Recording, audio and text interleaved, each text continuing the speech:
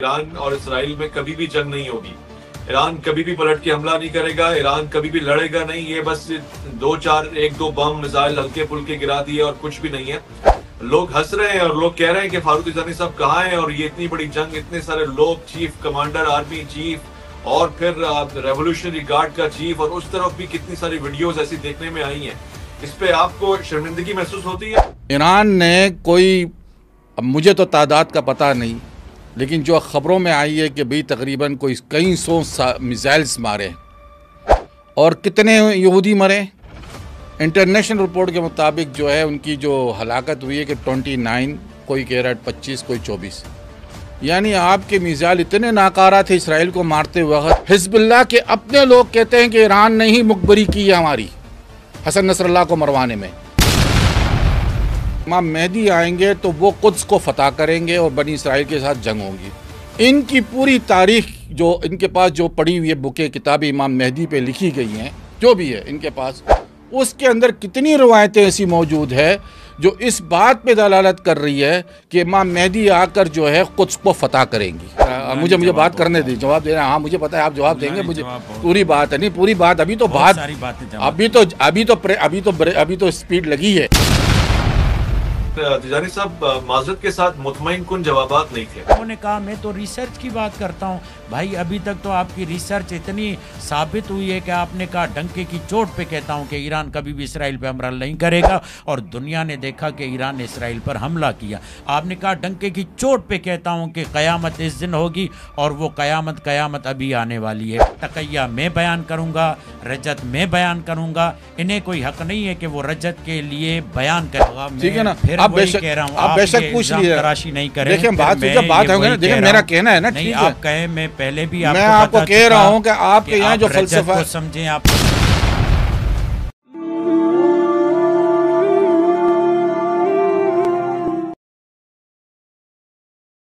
سلامتی ہے ان آنکھوں پہ جو ہدایت پہ نظریں جمائے بیٹھی ہیں, ان کانوں پہ جو ذکر خیر کے منتظر رہتے ہیں, اور ان قدموں پہ جو ہدایت کی راہ پہ گامزن ہے. السلام علیکم ورحمۃ اللہ وبرکاتہ. تمام تعریفیں خدائے بزرگ و برتر کے لیے جو وحد اللہ شریک ہے. درود لامحدود محبوب رب الودود, راحت اللہ شکین, مراد المشتاقین, حضرت محمد مصطفیٰ, آپ کی آل پاک, آپ کے جانثار انصار اور اصحاب پر. ضمن آپ دیکھ رہے ہیں پروگرام مائن اور مولانا. پروگرام دلچسپ اور تازہ ترین حالات کے اوپر ہے. اس پروگرام سے قبل آپ نے دیگر پروگرامز دیکھے ہوں گے جس میں ہم نے اسی موضوع کے عنوان سے مختلف زاویے پہ نگاہ دوڑائی. ہمارے آج کے پروگرام کے مہمان مختلف آراء کا اظہار کرتے رہے ہیں. سوال یہ کہ کس حد تک ان کی بات صحیح ثابت ہوئی ہے, کس حد تک اس میں غلط فہمیوں کا امکان پایا گیا تھا, اور کس حد تک پیشن گوئیاں درست ہیں اور آگے بھی درست ہو سکتی ہیں. ایک پیشن گوئی یہ بھی تھی کہ گریٹر اسرائیل بننے جا رہا ہے. اسرائیل جو اپنے اس وقت کے موجودہ رتبے سے بڑھ جائے گا, بڑھتا چلا جائے گا. یہ بات تو سچی نظر آ رہی ہے. مگر وہیں پہ دوسری پیشن گوئی بھی تھی, اور وہ تھی حالات حاضرہ میں دو بڑے ممالک کے درمیان ہونے والی جنگ, جو کبھی بھی نہیں ہوگی کے جملے سے رد کی گئی تھی. آج ہم اسی دلچسپ صورتحال سے گزر رہے ہیں, اور ایک بار پھر سے یہ افواہیں سننے میں آ رہی ہیں کہ اسرائیل مزید اپنا قد, وزن اور قامت بڑھائے گا, اور پھر سے ایران اور اسرائیل میدان میں اترائیں گے اور آنکھوں سے آنکھیں ملائیں گے. ہم نے اسی لیے آج کے اس پروگرام میں دعوت دی ہے. آپ مشہور زمانہ محقق ہیں, پیشن گوئی کرتے ہیں, تحقیق کرتے ہیں, اور ایک تجربہ ہے جس کو سامنے رکھتے ہیں. مولانا فاروق تیجانی صاحب, السلام علیکم ورحمۃ اللہ. جی وعلیکم السلام ورحمۃ اللہ تعالی وبرکاتہ. میں خوش آمدید کہتا ہوں آپ کو پروگرام میں, اور ساتھ میں تشریف فرما ہے بہت ہی مایہ ناز عالم دین ہے. آپ مبلغ ہیں, تبلیغ فرماتے ہیں, اور خدمتیں آپ کی ممبر سے لے کر ہر درسگاہ تک موجود ہیں. تدریس کے شعبے میں, تبلیغ کے شعبے میں, ہر جگہ آپ پیام محبت, عدل, انصاف اور جناب حضرات اہل بیت کے حوالے سے گفتگو فرماتے ہیں. شیخ علامہ دلشاد مہدوی, السلام علیکم ورحمۃ اللہ. علیکم السلام ورحمۃ اللہ وبرکاتہ. مزاج علی خیریت سے انشاءاللہ. الحمدللہ.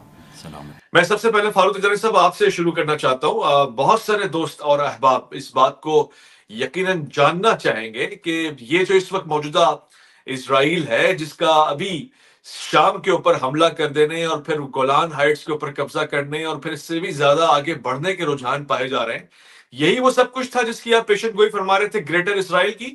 بسم اللہ الرحمن الرحیم۔ پہلی بات تو یہ ہے کہ گریٹر اسرائیل کو کس معنی و مفہوم میں آپ لے رہے ہیں، اس کو ذرا سمجھنے کی ضرورت ہے۔ ہم بنی اسرائیل کے حوالے سے جب بات کرتے ہیں تو ہماری نظر میں سورت بنی اسرائیل ہوتی ہے، اور سورت بنی اسرائیل کی ان آیات کو مد نظر رکھ کر ہی جو ہے نا ہم پیشن گوئی کرتے ہیں کہ اس آیات سے یہ استدلال بنتا ہے۔ اب اللہ تعالیٰ نے سورت بنی اسرائیل کی آیت میں فرمایا وَقَضَيْنَا إِلَى بَنِي إِسْرَائِيلَ فِي الْكِتَابِ لَتُفْسِدُنَّ فِي الْأَرْضِ مَرَّتَيْنِ وَلَتَعْلُنَّ عُلُوًّا كَبِيرًا۔ لَتَعْلُنَّ عُلُوًّا كَبِيرًا سے مراد سیدھی سی بات ہے کہ آپ بڑے اونچے ہو جاؤں گے۔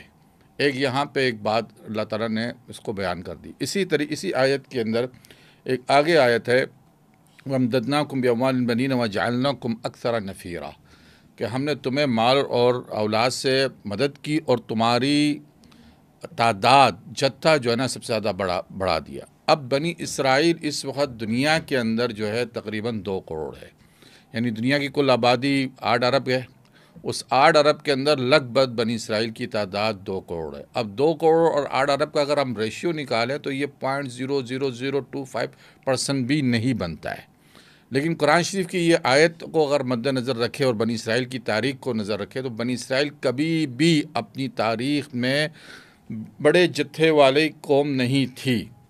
اگر آپ اس کو سمجھنا چاہیں تو آپ کے تھوڑا سا سورۃ نحل کی آیتوں کو غور کریں گے آپ کہ سورۃ نحل کے اندر جو بلقیس کا اللہ تعالیٰ واقعہ بیان کرتا ہے حدود کے ذریعے، تو حدود کیا کہتا ہے آکے کہ حضرت سلیمان علیہ السلام کو کہ فمکث غیر بعید فقال احط بی ما لم تحط به وجئتک من سبا بنبأ یقین، یعنی سبا جو ہے ایک شہر ہے جو اسی خلیج میں یعنی یمن کا، وہ یمن کا شہر ہے، اور مطلب اسی حضرت سلیمان علیہ السلام کی جو حکومت تھی وہ اس وقت بیت المقدس یعنی فلسطین میں تھی، اور سبا یمن کی، یعنی اسی ایریے کے اندر وہ ایک شہر ہے، اسی مطلب جس کو آپ خلیج عرب کہہ لیں آپ، تو وہاں تک جو ہے نا ان کو خبر نہیں تھی کہ ایک بہت بڑی حکومت جو ہے جو ایک خاتون جو ہے اس کی مالک ہے۔ وجہ یہ تھی کہ ان کو خبر نہیں تھی کہ بنی اسرائیل کی تعداد بہت محدود اور کم تھی، یعنی یہ تاریخی حوالے سے بات کر رہا ہوں جو قرآن شریف سے سمجھ میں آتی ہے۔ تو اسی طریقے سے اگر ہم دیکھیں کہ اللہ تعالیٰ یہ جب بیان کر رہا ہے کہ وَجَعَلْنَاكُمْ أَكْثَرَ نَفِيرًا، تو اس سے مراد یہ ہے کہ آنے والے وقت کی یہ وعید ہے۔ پھر اس آیت کے اندر اللہ تعالیٰ نے کہا لَتُفْسِدُنَّ فِي الْأَرْضِ مَرَّتَيْنِ، بنی اسرائیل تو ایک سے زیادہ مرتبہ فساد کر چکی ہے دنیا میں، 2 مرتبہ کی بات ہی نہیں ہے۔ اگر آپ دیکھا جائے تو بنی اسرائیل نے انبیاء کو قتل کیا، یہ فساد تھا، بنی اسرائیل نے بچھڑے کو خدا بنایا، یہ فساد تھا، بنی اسرائیل سے جب اصحاب سبت کا واقعہ، یہ فساد تھا۔ تو بنی اسرائیل کے فساد کی تو تاریخ بھری پڑی ہے، لیکن یہاں ذکر صرف 2 فساد کا کیا گیا۔ تو اس 2 فساد سے مراد اگر آپ اس کو سمجھنا چاہیں تو وہ یہ ہے کہ امت محمد یعنی نبی آخر زمان کے آنے کے بعد بنی اسرائیل 2 مرتبہ فساد میں آئیں گی بڑی، اور وہ یہ ہے کہ پہلے وقت میں وہ فساد اس نے کیا جب وہ خیبر میں تھے، تو وہ رسول اللہ صلی اللہ علیہ وسلم کے خلاف سازشیں کرتے تھے، وہ فساد تھی۔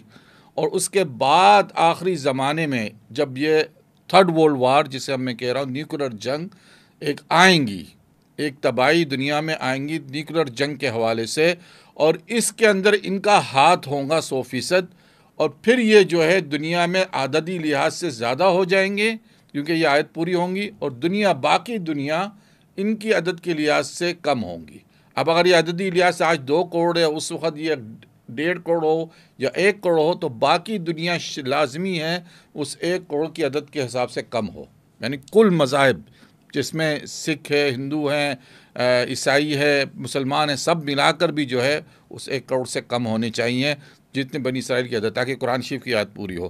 اس حوالے سے میں کہتا ہوں کہ وہ گریٹر اسرائیل بنیں گے تعداد کے لحاظ سے، ان کی عدد، کیونکہ اس زمانے میں ماڈرن دور تو ہوگا نہیں، وہ ماڈرنائزیشن ختم ہو چکا ہوں گی، لیکن اس عدد سے پھر وہ ان کی جو ان کا نقشہ جو ہے اس کا وہ جو انہوں نے بنایا ہے، اور وہ مقدس نقشہ ہے ان کے لیے، یہ نہیں کہ وہ صرف ایک سیاسی نقشہ ہے، وہ ایک مقدس نقشہ ہے جو نہر نیل سے لے کے فرات تک اور فلسطین سے لے کے خیبر تک کا، جو خیبر جو سعودیہ کا ہے، وہ اس تک جو ہے نا انہوں نے اس کو بنا رکھا ہے، اور وہ ایک مقدس زمین وہ سمجھتے ہیں کہ اس زمین پہ جو ہے نا ان کا مسیح، جو جسے ہم مسیح دجال کہتے ہیں، ان کے لیے وہ مسیح ہوں گا، اور وہ اس وقت آئیں گا جب ان کی اتنی وسعت ہو چکی ہوں گی۔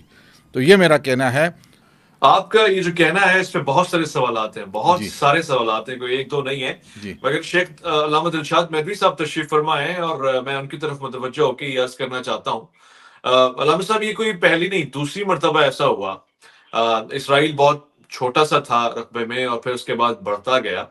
حالیہ طور پہ اس نے اپنے قد اور اپنے وزن اور اپنی صلاحیت کا ایسے اظہار کیا کہ اس نے نہ دن دیکھا نہ رات دیکھی، اور سر عام ایران کے اوپر حملہ کر دیا اس نے. اور یہی وہ ایران تھا جو اس کو دھمکیاں دے رہا تھا کہ اتنے دنوں میں کاؤنٹر چلایا ہوا ہے، اسرائیل کا خاتمہ ہو جائے گا، مکڑی کے جالے سے بھی کمزور ہے، اسرائیل کا تو دنیا کے نقشے سے مٹا دیں گے. مگر ہوا یہ کہ اسرائیل نے پلٹ کے حملہ کیا. ایسا کیوں تھا؟ آغا پہلے مرحلے میں تو اس بات کی طرف آتے ہیں کہ مولانا صاحب نے جس آئے مجیدہ کا حوالہ دیا، ہم اس کے ترجمے میں جو مولانا صاحب ترجمہ کر رہے ہیں ان کے ترجمے سے ہم اتفاق نہیں کرتے. وقضینا کے جب باب میں آتے ہیں تو امام علی علیہ الصلوۃ والسلام سے روایت موجود ہے کہ وقضینا 4 معنوں میں بیان ہوا ہے. اس میں سے ایک معنی یہ ہے کہ اللہ کے علم میں یہ ہے اور اللہ جانتا ہے کہ بنی اسرائیل جو ہیں، اور اس کو ہم نے کتاب میں بھی لکھ دیا ہے، الا بنی اسرائیل فی الکتاب لتفسدن فی الارض مرتین، وہ 2 مرتبہ زمین پر فساد کریں گے. اور فساد کی حد بتائی جا رہی ہے کہ فساد کا انداز کیا ہوگا، ان کے فساد کا طریقہ کار کیا ہوگا. وَلَتَعْلُنَّ عُلُوًّا كَبِيرًا، اس حد تک کہ یہ سرکشی میں بڑھ جائیں گے اور اپنے آپ کو گھمنڈی اور متکبر محسوس کریں گے اور کہیں گے کہ ہم ناقابل تسخیر قوت ہیں. تو پروردگار عالم نے جب یہ بیان کیا کہ ہم جانتے ہیں اور ہم نے تورات میں بھی لکھ دیا کہ تم 2 دفعہ زمین پر فساد کرو گے اور تم یہ گمان کرنے لگو گے کہ تم سے بڑھ کر کوئی نہیں ہے، اور تم سرکشیاں کرو گے اور تم حدوں کو تجاوز کرو گے، علواً کبیرہ، تم اپنے آپ کو بڑا محسوس کرو گے، گریٹر محسوس کرو گے. تو پھر اس وقت اللہ کا وعدہ آئے گا فَإِذَا جَاءَ وَعْدُ أَوَّلُهُمَا بَعَثْنَا عَلَيْكُمْ عِبَادًا لَنَا أُولِي بَأْسٍ شَدِيدٍ، تو ہم اپنی طرف سے بندے بھیجیں گے جو تم پر سختی کریں گے. فَجَاسُوا خِلَالَ الدِّيَارِ، تو وہ تمہیں ڈھونڈ کر تمہیں قتل کریں گے. وَكَانَ وَعْدًا مَفْعُولًا، یہ میں مفہومی ترجمہ کر رہا ہوں، اور یہ اللہ کا وعدہ ہے جو پروردگار عالم نے طے کر دیا ہے. یہاں پر مجھے بہت ہی عمدگی کے ساتھ کہنے کا موقع مل رہا ہے اسی آیت کے ذیل میں، وہ یہ ہے کہ آپ کو معلوم ہے کہ پچھلی مرتبہ حضرت نے سینہ ٹھوک کر یہ کہا تھا کہ کبھی ہو نہیں سکتا کہ ایران کبھی اسرائیل پر حملہ کرے، اور الحمدللہ آپ نے دیکھا کہ وہی اسرائیل اور ان کے بچے اور ان کے بڑے یہ پلے کارڈ اٹھا کر کہتے تھے خیبر واز یور لاسٹ چانس. تو وہیں پر خیبر کے مقابلے میں جو حیدری تھے انہوں نے انہیں بتایا کہ ہم حیدری ہیں، ہم ہاشمی ہیں، ہم جانتے ہیں کہ خدا کا دشمن کون ہے. اور انہیں یہ معلوم ہے کہ قرآن مجید نے بار بار اس بات کی تاکید کروائی کہ تم خداوند متعال کی نصرت پر یقین رکھو، پروردگار عالم تمہاری نصرت و مدد کرے گا، اور کبھی بھی یہود و نصارہ کو اپنا دوست مت سمجھنا. اور ہمیشہ اس موٹو اور اس نعرے کو لیتے ہوئے آگے بڑھے کہ کونا لظالم خصما وللمظلوم اونا، کہ ہم ظالم کے دشمن ہیں، مظلوم کے مددگار ہیں. اسی بنیاد پر انہوں نے حملہ کر کے بتایا کہ ظاہری اعتبار سے دنیا دیکھنا چاہتی ہو کہ ظاہری اعتبار سے ہمارے پاس کوئی بھی مالی اور ظاہری اعتبار سے وہ وسائل دنیا سمجھتی ہے کہ ہمارے پاس نہیں ہے، مگر سب سے پہلے ہم خدا کے وعدے پر اور خدا کی نصرت پر یقین رکھتے ہیں. ہم ایمانی قوت سے لڑتے ہیں، جیسا کہ جنگ بدر والے ایمانی قوت سے لڑے تھے، وہاں پر 1000 تعداد تھی، یہاں پر 313 تھی. اس کے علاوہ جو آیت کی تشریح اور تفسیر ائمہ علیہم السلام سے منسوب اور مروی ہے، جس کی طرف میں ابھی مطالعہ بھی کر رہا تھا اور مولانا نے مجھے توجہ بھی دلائی، وہ یہی اس بات کی طرف توجہ دلانا ہے کہ پروردگار عالم نے جو وعدہ کیا ہے وہ رسول خدا سے وعدہ کیا ہے، انا اعطیناک الکوثر فصلی لربک وانحر ان شانئک هو الابتر۔ یہ رسول کی اولاد کثرت سے ہوگی، اس کے مقابلے میں جو بھی ہوگا وہ ابتر ہوگا۔ اب آپ کے سوال کی طرف اگر آپ سوال دہرائیں تو مہربانی ہوگی۔ ابتر ہوگا سوال میں یقیناً دہراتا ہوں اور بار بار پلٹ کے دہراؤں گا، مگر آپ نے ایک دلچسپ مقدمہ اٹھایا ہے، مجھے اس سے یاد پڑتا ہے فاروق تجانی صاحب، آپ کی وہ پیشن گوئیاں بالکل ویسے ہی مجھے یاد آ رہی ہیں جیسے آپ فرما رہے تھے کہ ایران اور اسرائیل میں کبھی بھی جنگ نہیں ہوگی، ایران کبھی بھی پلٹ کے حملہ نہیں کرے گا، ایران کبھی بھی لڑے گا نہیں، یہ بس ایک دو بم میزائل ہلکے پھلکے گرا دیے اور کچھ بھی نہیں ہے۔ لوگ ہنس رہے ہیں اور لوگ کہہ رہے ہیں کہ فاروق تجانی صاحب کہاں ہیں، اور یہ اتنی بڑی جنگ، اتنے سارے لوگ، چیف کمانڈر آرمی چیف اور پھر ریولوشنری گارڈ کا چیف، اور اس طرف بھی کتنی ساری ویڈیوز ایسی دیکھنے میں آئی ہیں، اس پہ آپ کو شرمندگی محسوس ہوتی ہے؟ حتماً نہیں۔ میں آپ سے پوچھنا چاہتا ہوں، کبھی آپ نے فوج کی یعنی توپ 125 ملی میٹر کی فوج جو وہ چلتی ہے نا توپ، اس کی دھمک کو کبھی آپ نے محسوس کیا ہے زندگی میں؟ اگر نہیں کیا تو میری ایڈوائس ہے کبھی جا کے وہاں کھڑے ہو جانا اور یہ دیکھنا کہ جب 120-25 ملی میٹر کی جب توپ چلتی ہے تو زمین کیسے ہی لرزتی ہے۔ ایران نے کوئی، اب مجھے تو تعداد کا پتہ نہیں، لیکن جو خبروں میں آئی ہے کہ بھئی تقریباً کوئی کئی سو میزائلز مارے اور کتنے یہودی مرے۔ انٹرنیشنل رپورٹ کے مطابق جو ہے ان کی جو ہلاکت ہوئی ہے کہ 29، کوئی کہہ رہا ہے 25، کوئی 24۔ یعنی آپ کے میزائل اتنے ناکارہ تھے اسرائیل کو مارتے وقت کہ آپ جو ہے گنے چنے یہودی جو ہے وہ کوئی ملبے میں مر گیا یا کوئی کس طریقے سے مر گیا، یہ پہلی بات۔ اور جب کہ آپ کے میزائل جب سوریا پہ لگتے تھے جہاں پہ سنی بیچاروں کی جو وہ تھے تو ملیاں میٹ ہو جاتے تھے، سارے شہر کے شہر تباہ ہو جاتے تھے۔ ابھی بھی آپ جائیں دمشق کے اندر وہ جو آس پاس کے ایریا ہیں جہاں پہ ایران کی میزائل اور روس نے جو بمباریاں کی وہ ملیاں میٹ ہو چکی ہے۔ اچھا، اب آج اہم موضوع پہ جب میں نے یہ بات کی کہ اسرائیل کیا اور ایران کا کبھی جنگ نہیں، دیکھیں بات یہ ہے کوئی غیبی اطلاع نہیں دیتا، ہر چیز انالائز کی جاتی ہے تاریخ کے حوالے سے اور کرنٹ افیئر کے لحاظ سے۔ سیاست میں کوئی کسی کا سگا بھی نہیں ہوتا ہے، کوئی کسی کا سوتیلا بھی نہیں ہوتا ہے، یہ ذہن میں رکھیں اس بات کو۔ اب اسرائیل کا ایران کے ساتھ کوئی پنگا نہیں ہے پولیٹیکلی۔ گریٹر اسرائیل کے اندر ایران کی 1 انچ زمین بھی نہیں ہے، آپ اٹھا کے نقشہ دیکھ لیں، آپ کو 1 انچ زمین بھی جو ہے نا ایران کی گریٹر اسرائیل میں شامل نہیں ملتی ہے، جبکہ اس کے مقابلے میں پورا کا پورا مڈل ایسٹ تقریباً آدھا عراق، نہر نیل اور تقریباً آدھا سعودیہ شامل ہے اس کے گریٹر اسرائیل کے اندر، ٹھیک ہے نا۔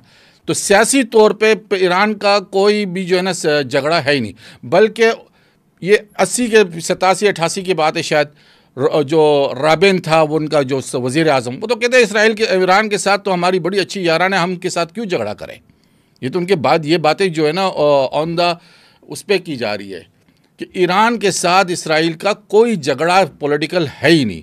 اب رہ گئی بات کہ بھائی آپ یہ کہہ لیں مسلکی کوئی جھگڑا ہے، تو میں آقا آپ کے سامنے بیٹھے ہوئے ہیں تو میں ان سے پوچھوں گا کہ مجھے بتائیں کہ ہمارے یہاں تو امام مہدی کا ایک تصور یہ ہے کہ امام مہدی آئیں گے تو وہ قدس کو فتح کریں گے اور بنی اسرائیل کے ساتھ جنگ ہوگی۔ ان کی پوری تاریخ جو ان کے پاس جو پڑھی ہوئی بکیں کتابیں امام مہدی پہ لکھی گئی ہیں، جو بھی ہے ان کے پاس، اس کے اندر کتنی روایتیں ایسی موجود ہے جو اس بات پہ دلالت کر رہی ہے کہ امام مہدی آ کر جو ہے قدس کو فتح کریں گی۔ 1-2 میرے خاصی روایت سے زیادہ نہیں ہے، کیونکہ میں نے بھی تھوڑا بہت مطالعہ کیا تو مجھے ایک روایت ایسی مل گئی لیکن پورا فلسفہ جو ہے جو ہم رکھتے ہیں امام مہدی کے حوالے سے، کیونکہ میں نے یہ کہہ رہا ہے کہ گریٹر اسرائیل کو امام مہدی اور اس کا لشکر ختم کرے گا، مسلمانوں کے اور کوئی طاقت اس کو ختم نہیں کر سکیں گی۔ لیکن یہاں جو ہمارا فلسفہ ہے وہ یہی ہے کہ لا تقوم الساعہ حتی تقاتلون الیہود، یعنی قیامت تب تک کھڑی نہیں ہوں گی جب تک یہودیوں کے ساتھ تمہاری جنگ نہ ہو جائے۔ یہاں پہ دوسری جانب جو ہے نا ایسا کوئی فلسفہ نہیں ہے۔ تو گویا مراد یہ ہے کہ جب ہم کسی چیز کو پریڈکٹ کرتے ہیں، کسی بارے میں بات کرتے ہیں، تو اس کے پیچھے بیک گراؤنڈ ہوتا ہے علمی، تاریخی، ان چیزوں کو نظر رکھتے ہیں۔ سیاست، اب اسرائیل اور ایران کا کیا جھگڑا ہو گیا؟ آپ کہہ رہے ہیں نا بھائی جنگ ہو گئی ہے، تو یہ عجیب جنگ ہے کہ ان کے اندر میزائل پہ میزائل مارے جا رہے ہیں، بلکہ صدر ڈونلڈ ٹرمپ نے تو شکریہ ادا کیا کہ آپ نے ہمیں پہلے مطلع کر دیا تھا کہ ہم میزائل مار رہے ہیں آپ کے بیس پہ جو قطر میں جا کے لگے ہیں، تو وہ اس کا آپ کا شکریہ ہم نے پہلے خالی کر دیے تھے۔ اور یہ ساری باتیں ہیں۔ رہے گی بات تو کوئی نئی بات تو نہیں ہے کہ اگر ان کے ایران کے بڑے جو مرے ہیں وہ تو بھائی یہ بھی بات بھی ہے کہ یہاں بھی جو ہے ایک طرف یہودی ہیں جو انبیاء سے غداری کرتے تھے، انبیاء کے ساتھ وہ وفات، اور دوسری طرف جو ہے کوفی ہے، انہوں نے بھی جو ہے اپنے یہاں لوگوں کو مروا دیا۔ تو کوئی نئی بات تو نہیں ہے۔ حزب اللہ کے اپنے لوگ کہتے ہیں کہ ایران نے ہی مخبری کی ہے ہماری حسن نصر اللہ کو مروانے میں۔ ہنیہ کیسا مر گیا جب وہ کسی اور جگہ جاتا ہے مرتا نہیں ہے، لیکن ایران کے اندر ڈائریکٹ وہی مرتا ہے، تو اس کا مطلب یہ ہے، اب وہ تو بات تو کھل گئی ہے کہ ان کے اندر بھی جو یہودی وہ خاتون تھی جس نے سارے جگہیں بتائی، وہ کیا نام ہے، وہ جاسوس تھی، وہ اب اس کا نام میرے ذہن سے اتر گیا، جو ابھی حال ہی میں بھاگ گئی وہ، تو اس طریقے سے تو وہ جو دخل اندازی کر چکا تھا اسرائیل۔ تو ایک تو یہ چیز ہے کہ کبھی یہ نہیں کہ سمجھا جائے کہ سارے سگے ہوتے ہیں اور کیا سارے ستیلے ہوتے ہیں، لیکن ہم تجزیہ کرتے تھے اس بات پہ کہ ایران اور اسرائیل کا کوئی کنفلکٹ ہے، کوئی نظر نہیں آتا ہے۔ اس بنیاد پہ ہم کہتے ہیں کہ، اور پھر سب سے بڑی بات یہ ہے کہ ایران کی اسٹیبلشمنٹ جو ہے، دیکھیں سیاست اسٹیبلشمنٹ کرتی ہے، پالیسیاں اسٹیبلشمنٹ بناتی ہے دنیا کے اندر جو بھی ہے۔ آپ سیاست دیکھیں گے، میری ایک بات کو ذہن میں رکھ لیں، اگر آپ اس گتھی کو سمجھ جائیں گے نا تو دنیا کی پوری سیاست کو سمجھ جائیں گے، اور وہ یہ ہے کہ اسٹیبلشمنٹ یہ ہے ساری دنیا کے اندر، وہ چونکہ پاور ہوتی ہے، فورس ہوتی ہے، وہ ساری دنیا کے اندر چاہے وہ کسی بھی ملک کی ہو، اس کا کام ہوتا ہے سیاست کرنا، نظام کو چلانا اور اپنی پالیسیاں بنانا، اور اس کا دفاع وہی کرتی ہے۔ تو اسٹیبلشمنٹ کی نہ کوئی دین ہوتا ہے اسٹیبلشمنٹ کا، نہ کوئی ان کا نظریہ ہوتا ہے، نہ ان کی کوئی زبان ہوتی ہے، نہ ان کا کوئی مسلک یا ایمانیات یا کوئی ملک۔ اسٹیبلشمنٹ کو ذہن میں رکھیں، اور یہ میں جرنلی تمہید باندھ رہا ہوں تاکہ اپنی بات آگے کر سکوں۔ اسٹیبلشمنٹ جو ہوتی ہے دنیا کے اندر جو بھی ہے کسی ملک کی، یہ چورن جو ہے نا ایمانیات اور وطن کی جو ہے نا یہ عوام کو بھیجتی ہے، باقی حقیقت میں وہ خود کا جو ان کا ایمان اور عقیدہ اور نظریہ ہوتا ہے وہ صرف پاور ہوتا ہے۔ پاور کے لیے وہ ہمیشہ لڑتی رہتی ہے، لیکن وہ لڑنا بھی جن کے آپس میں یہ ہوتا ہے کہ ایک دوسرے سے بازی لے جانا، وہ ایک دوسرے کی کمپٹیشن کرتی ہے، کمپٹیٹر ہوتی ہے، ایک دوسرے کی مخالف ایسی بھی نہیں ہوتی کہ ان کے ساتھ ہمیشہ کے لیے ختم کر دے۔ تو ایرانی اسٹیبلشمنٹ نے پچھلے 50 سال سے جب سے انقلاب ایران آیا ہے، سوائے اس کے اور کچھ نہیں کیا انہوں نے کہ آس پاس جتنے بھی اہل تشیع حضرات تھے ممالک کے، ان کی لوئلٹی اپنی طرف کر دی اور ان ممالک کو فساد کرا دیا۔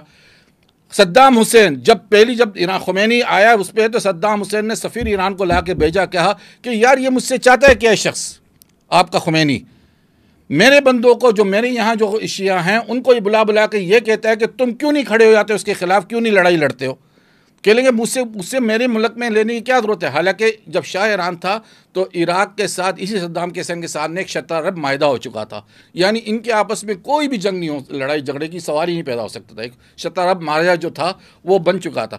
تو لیکن یہی خمینی آیا تو اس نے لوگوں کو گزار دیا۔ 40-50 ایئرس کے اندر آپ کی پوری تاریخ یہی ہے، 50 سالہ جو آپ کی دور کی اسٹیبلشمنٹ کی تاریخ یہی ہے کہ تمام آس پاس کے ممالک کے اندر جتنے بھی شیعہ ہیں ان کو اپنی طرف اجار لینا، ان کے مذاہبی کے ساتھ، حالانکہ ٹھیک ہے آپ قم ہیں وہاں پہ، ایک طرف نجف ہے، ہم یہ نہیں کہتے، لیکن یہ اسٹیبلشمنٹ کی بات ہو رہی ہے۔ دیکھیں مجھ پہ تنقید ہوگی، میں تشیع مسلک کی بات نہیں کر رہا ہوں، میں اسٹیبلشمنٹ ریاست ایران کی بات کر رہا ہوں، ان کی سیاست کی بات، یہ سیاست غلط ہے۔ تو وہ اس نے کبھی ایسی سیاست کی کہ وہ اسرائیل سے لڑنے جا رہا ہے؟ کبھی نہیں۔ میرے خیال اس پورے معذرت سے مجھے بات کرنے دی، جواب دے رہے ہیں، ہاں مجھے پتا ہے آپ جواب دیں گے، مجھے پوری بات ہے نہیں، پوری بات ابھی تو اسپیڈ لگی ہے، ابھی تو آئی ہے، پہلے تو میں بنی اسرائیل پہ بات کی۔ وقت کا خیال رکھیں، بھرپور آپ کے پاس وقت ہے۔ جی اصل چیز یہ ہے کہ دیکھیں کیا نام ہے، صلاح الدین ایوبی نے، ٹھیک ہے نا، جب فتح کیا تھا قدس کو دوسری مرتبہ، تو اس نے آس پاس جتنے بھی لوگ تھے، حالانکہ اس زمانے فاطمی خلافت بھی تھی اور اس زمانے میں حسن بن صبا کے نظار والے جو تھے وہ بھی تھے، ان کے ساتھ معاہدہ کیا ہوا تھا امن کا، جھگڑا ان کے ساتھ نہیں تھا۔ انہوں نے کہا کہ میرا ایک مقصد ہے زندگی میں کہ میں قدس کو دوبارہ فتح کروں۔ اگر ایران کا مقصد ہوتا قدس کو فتح کرنا، تو اس 50 سالوں کے اندر وہ لوگوں آس پاس کے ممالک کے ساتھ اپنے جو جو بھی ہے سیاست جو ہے اس کو استوار رکھتا ہے اس طریقے سے بھائی چارے کی طریقے سے. ایسا کبھی ایران نے نہیں کیا, آج بھی نہیں کر رہے ہیں. وہ ایک عجیب ذہنیت ہے جب وہ سر پہ امامہ باندھ لیتے ہیں کہ بھئی ٹھیک ہے ہمارا مسلک حق پہ. بھئی آپ مسلک کی حق کی بات ریاست کے طور پہ مت کریں, وہ ان کو رہنے دیں. علماء کے بیچ میں آپس میں اختلاف جو بھی ہے وہ کریں گے, آپس میں بحث, جو بھی حق پہ زہر ہو جائے گا. لیکن جب ریاست اس چیز کو اپنے سر پہ بٹھا لیتی ہے تو اس کا مطلب ہے کہ پھر وہ آس پاس سے لڑنا ہی جھگڑنا ہی چاہیں گی. تو ایران کی سیاست یہ رہی ہے. اس لیے میں نے کہا کہ ایران کا اسرائیل کے ساتھ کبھی جنگ ہو ہی نہیں سکتی, کیونکہ نظر ہی نہیں آتا ہے. اور یہ جو کنفلکٹ ہوا ہے نا وہ صرف اس وجہ سے کہ اسرائیل نے ایران کے ری ایکٹر پہ حملہ کر دیا. اگر وہ نہیں کرتا تو پھر بات وہ پہلے جیسی رہتی, کیونکہ ری ایکٹر ظاہر سی بات ہے, حالانکہ وہ ری ایکٹر فوجی ری ایکٹر بھی نہیں تھا, یعنی کسی فوجی مقاصد کے لیے بھی نہیں تھا جو اس پہ حملہ بھی ہوا ہے. ٹھیک ہے نا. تو اسرائیل جو ہے وہ یہ نہیں چاہتا ہے کہ اس کے آس پاس کوئی ایسا ملک ہو جو مستحکم ہو. یہ اس کی اپنی سوچ ہے, ظاہر سی بات ہے. انہوں نے کسی ملک کو چھوڑنا نہیں ہے, بنی اسرائیل نے تو کسی, وہ تو ایک ظاہر سی بات ہے ان کی اس کا نظریہ اور ذہنیت ان کی دوسری طرف ہے. لیکن یہاں پہ بھی وہی تقریباً نظریہ رکھنے والے لوگ بیٹھے ہوئے ہیں. تو ان کے اندر بھی یہی نظریہ ہے کہ ہم آس پاس پہ گریٹر جو ہے نا وہ بنا دیں گے خلافت صفویہ یا خلافت جو بھی ان کے ذہن میں, وہ بھی غلط ہے. ٹھیک ہے, ہم اس نظریے سے بات کرتے ہیں. ہمارا کوئی سگا وہ چاہیے نہیں, سیاست میں کوئی کسی کا سگا نہیں ہوتا ہے اور نہ کوئی سوتیلا ہوتا ہے, یہ ذہن میں رکھیں. جی اور سوالات پوچھیں آپ. بے شک. جی میں آگے بڑھتا ہوں. میں نے کوشش کی کہ بغیر انٹرپشن کے آپ کو بھرپور وقت ملے تاکہ یہ کسی بھی طرف سے کوئی شکایت نہ ہو کہ وقت کی کوئی کمی رہی ہے. اور ظاہر بطور میزبان یہ میرا فرض بنتا ہے, بلکہ اضافی طور سے میں نے وقت دیا. میں دلشاد مہدوی صاحب کی طرف جاؤں گا, لیکن تجانی صاحب معذرت کے ساتھ مطمئن کن جوابات نہیں تھے. میں نے جو کوشش کی وہ آپ کے ماضی کے بیان جس میں پیشن گوئی شامل ہے, جس میں کافی حد تک صحیح باتیں بھی نظر آئی ہیں, مگر جو بھونڈی بات نظر آئی وہ یہ کہ ایران اور اسرائیل کبھی بھی آپس میں متصادم نہیں ہوں گے. اب دنیا نے دیکھا کہ وہ متصادم ہو گئے, جنگیں ہوئیں, لوگ مرے. اب صرف یہ بات کہنا کہ 29 لوگ یا 30 لوگ کوئی ویلیو نہیں رکھتے, آرمی چیف کوئی ویلیو نہیں رکھتا, ریولوشنری گارڈ کوئی ویلیو نہیں رکھتا, ایران میں ہونے والی کوئی کم سے کم درجن 100 بلکہ شاید 1000 سے بھی اوپر کی اموات کوئی ویلیو نہیں رکھتی. دنیا بھر کے آئل پرائسز اوپر نیچے ہونا, سٹاک اوپر نیچے ہونا, پاکستان کا, آذربائیجان کا اور دیگر ممالک کا, ٹرکی کا اس میں اپنا رول پلے کرنا کوئی ویلیو نہیں رکھتا. یعنی ایک معمولی سی بات تھی جیسے کوئی چائنا کا پٹاخہ پھٹاؤ, اور آپ ابھی بھی یہ کہہ رہے ہیں کہ آپ کی پیشن گوئی ٹھیک تھی کہ یہ آپس میں کبھی بھی نہیں لڑیں گے. یہ بات مجھے حیرانگی کی طرف لے کر آتی ہے. البتہ سوال سیدھا تھا, صلاح الدین ایوبی سے لے کر گریٹر اسرائیل کے موضوع سے اس کو مختلف جاننا یہ ایک عجیب بات تھی. جبکہ ایران اور اسرائیل کا جو سلسلہ ہے, اگر آپ گریٹر اسرائیل کا کبھی بھی ذکر کریں گے سامنے سے آپ کو ایران ہی نظر آئے گا, کیونکہ شاید دنیا میں سب سے بڑا خطرہ اس کے لیے بظاہر خبروں میں یہی نظر آ رہا ہے.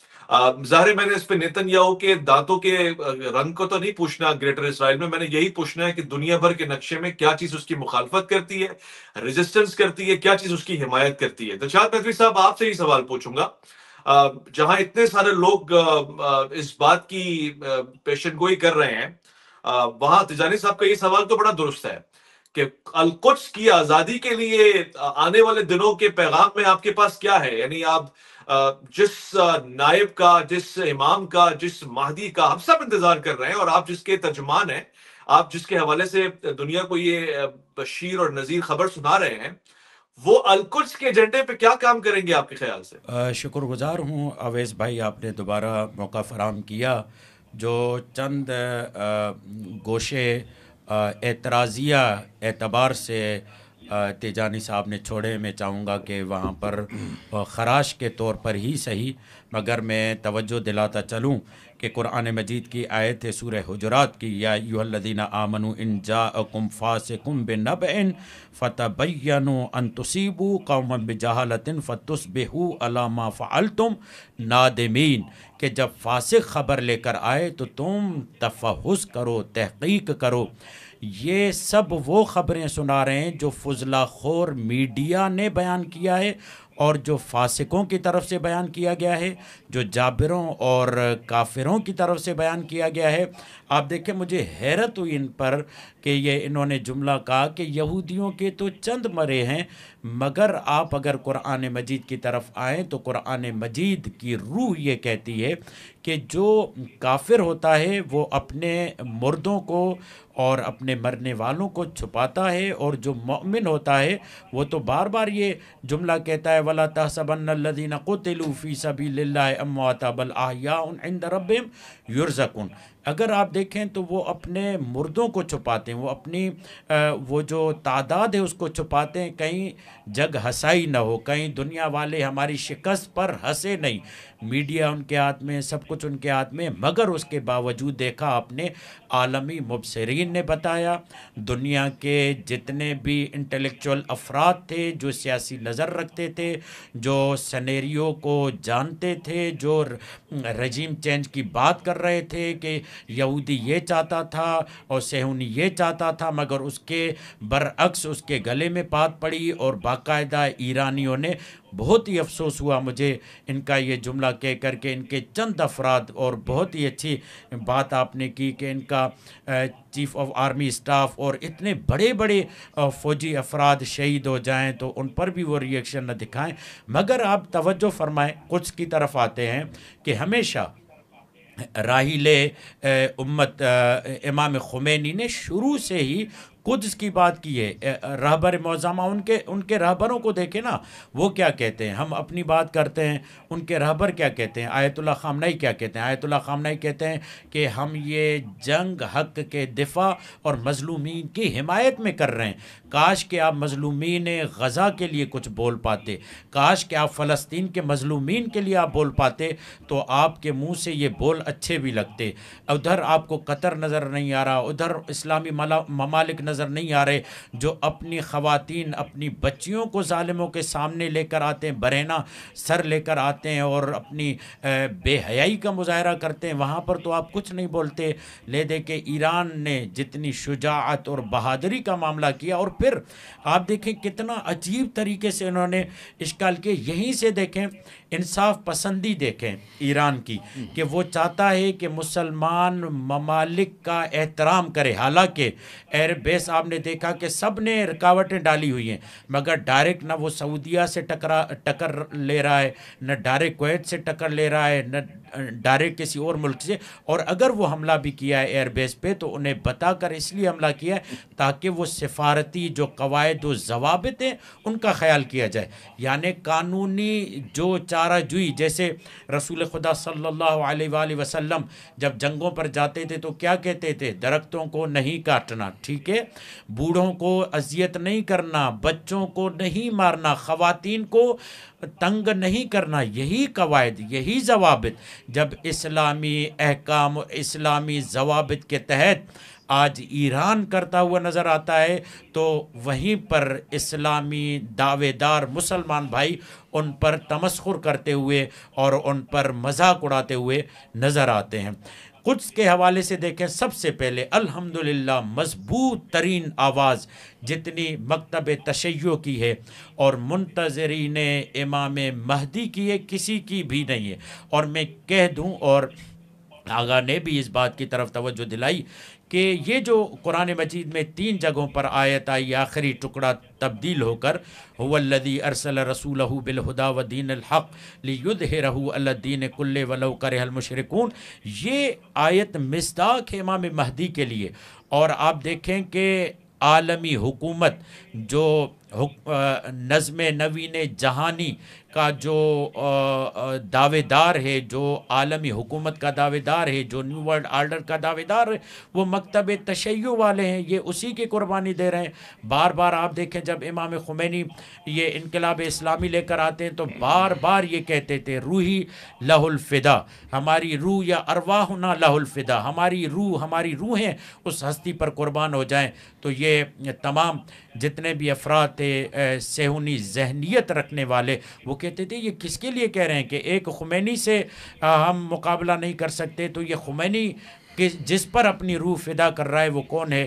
تو بتایا گیا کہ وہ امام مہدی علیہ الصلوۃ والسلام ہے، وہ علی کا فرزند، زہرا کا فرزند ہے، وہ عالمی حکومت۔ اور دیکھیں خوبصورت تناظر میں یہ مشی، میم شین یہ ہے، مشی کا انتظار کر رہے ہیں یہودی، اور بڑے زور و شور سے مسیح یعنی حضرت عیسیٰ کا انکار کرتے ہیں، اس کے مکتب کا انکار کرتے ہیں، اس کے مذہب کا انکار کرتے ہیں، مگر جب امام مہدی آئیں گے تو جناب مسیح حضرت عیسیٰ کے ساتھ مل کر پوری دنیا پر عالمی حکومت قائم کریں گے۔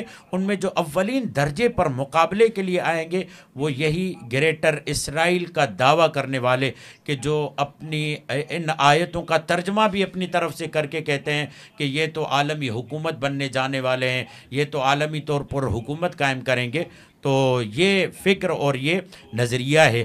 تو ہم قدس کے لیے آپ دیکھیں ماہ رمضان کا جو آخری جمعہ آتا ہے، مضبوط آواز مظلومین کی، ابھی چند دن پہلے رہبر معظم آیت اللہ خامنائی حفظہ اللہ نے یہ جملہ کہا کہ لوگ یہ نہ سمجھیں کہ ہم کوئی سیاست کر رہے ہیں، بلکہ ہمارا ایمان اور یقین، اور بلکہ امام علی علیہ الصلوۃ والسلام کی طرف سے ہمیں یہ مقصد دیا گیا ہے، کونا للظالم خصما وللمظلوم اونا، یہ ہماری پہچان ہے، یہ ہماری شناخت ہے۔